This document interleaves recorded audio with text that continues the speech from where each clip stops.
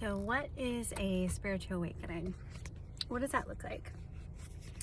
Can you have more than one awakening? Is it like a recurring thing?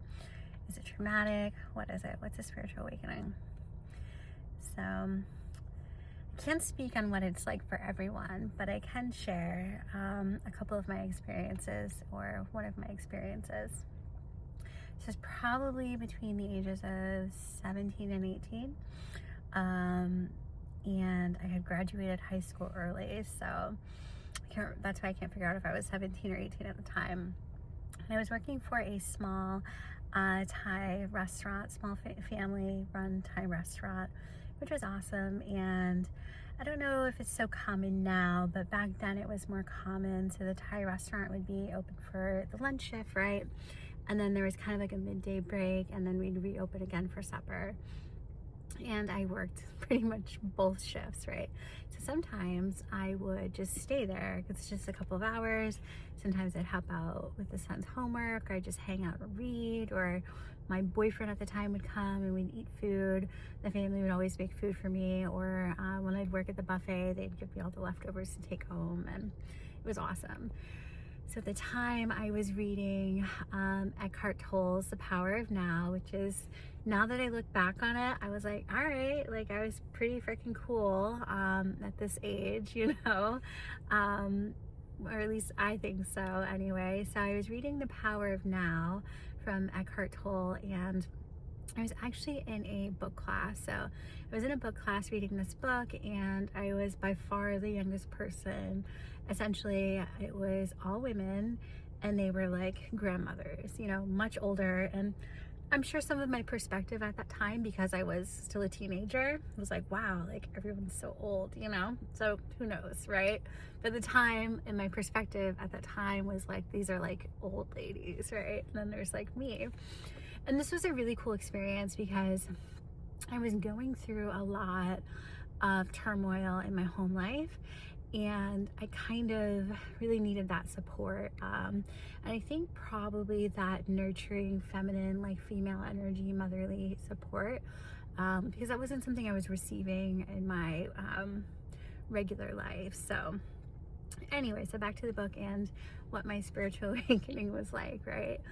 So I was 17, 18 years old, and I was reading The Power of Now and digesting it with this group to the best of my ability and my awareness. And, you know, I can't recall the exact passage that I had read that sparked this spiritual awakening, but it was very similar from my understanding of like a moment of Satori. And all of a sudden I was reading the book, and I just felt like a deep sense of peace, a deep sense of presence, awareness. I was really in touch with the soul, like the I am, I think, right? And I didn't have like the distracted mind, the monkey mind that wasn't happening. And something really amazing started to shift with my visual perspective. It's kind of like, and I've had this experience happen to me, especially like in churches or at spiritual events or personal growth development, like seminar type of things. And that's where I would see this, I can see this haze sometimes. And for me, I recognize that as like spirit, as like a primal, like life force spirit, you know, energetic spirit. To me, that's all I see it as, right? Like spirit moving through the church, through the people. And so it kind of started my shift in my visual experience while I was sitting in the restaurant in between the lunch shift and the supper shift, dinner shift, or whatever. And I started to have this like deep relaxation, this deep awareness. I noticed this shift, and then all of a sudden the walls start breathing. And I don't know if I want to say, I think, yeah, at the time that's what it felt like, breath, because like the breath of life. You know, so I'm like seeing the walls like flowing and moving and soften, expanding, just kind of like a wave. It was really beautiful, right?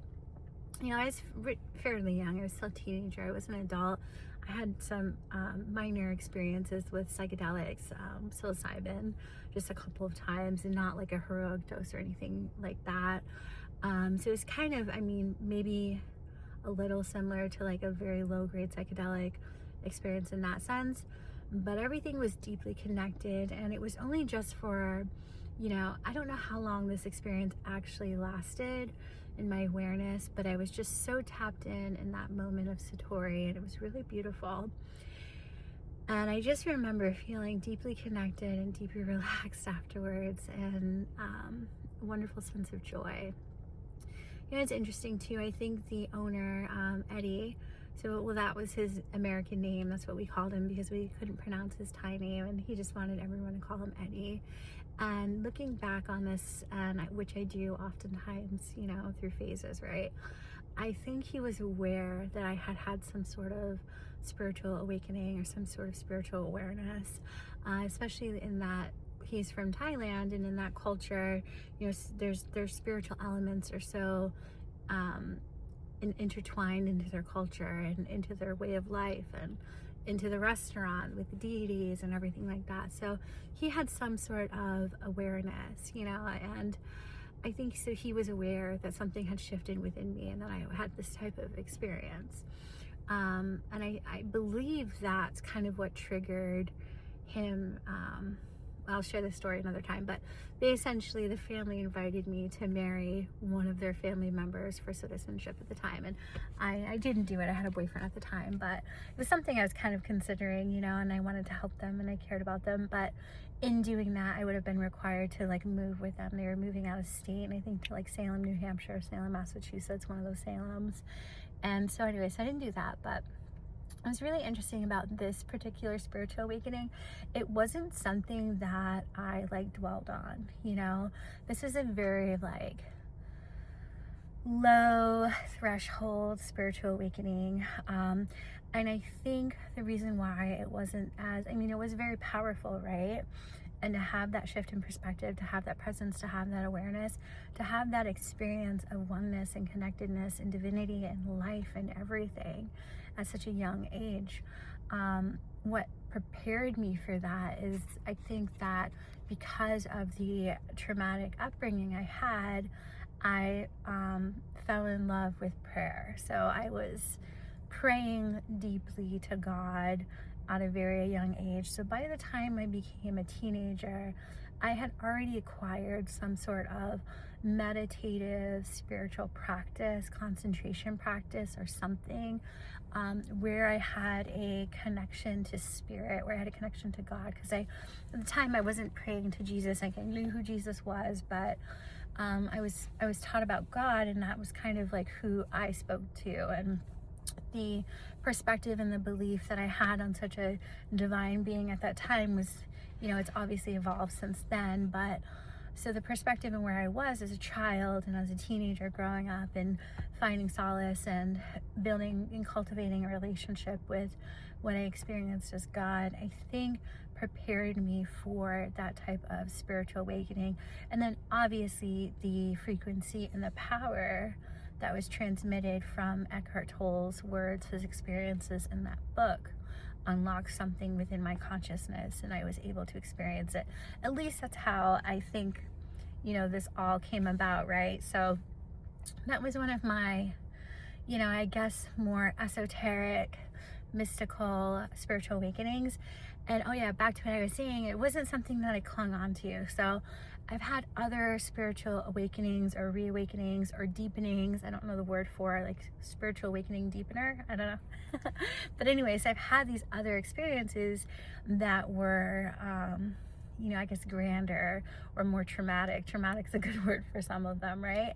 And in the past, I kind of clung on to those experiences, and my mind, I was trying to intellectualize them, think about them through my logical mind instead of through my subconscious, or maybe not subconscious, but through my soul or my awareness or through my heart, or I'm not even sure, but I was trying to logically understand or intellectualize other spiritual awakenings that I've had that appeared much more significant. I think this one is really special because I was really young, and it wasn't induced by substances or anything like that, and I was just in a place of deep comfort and deep peace. And although I was definitely facing some challenges in my life, I think around that time, I can't remember if my stepdad was coming out of prison or if he was home already, or if it wasn't really the easiest time. I think I moved out of my mom's house when I was 17. I graduated high school a year early. I completed in 3 years,